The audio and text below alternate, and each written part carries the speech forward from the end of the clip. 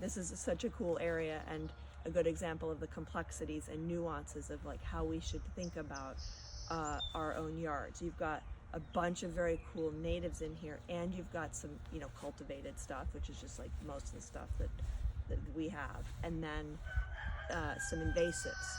And so it's like, where do you even start here? You've got, let's start here, creeping Jenny, invasive. The wild onion, invasive.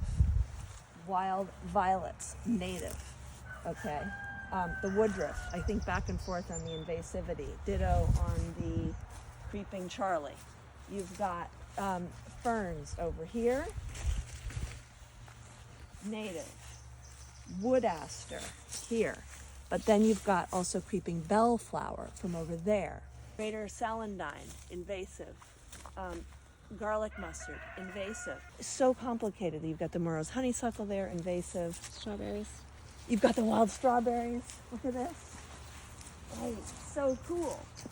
And then, you know, you've got your dandelions. Do you worry about those? I wouldn't.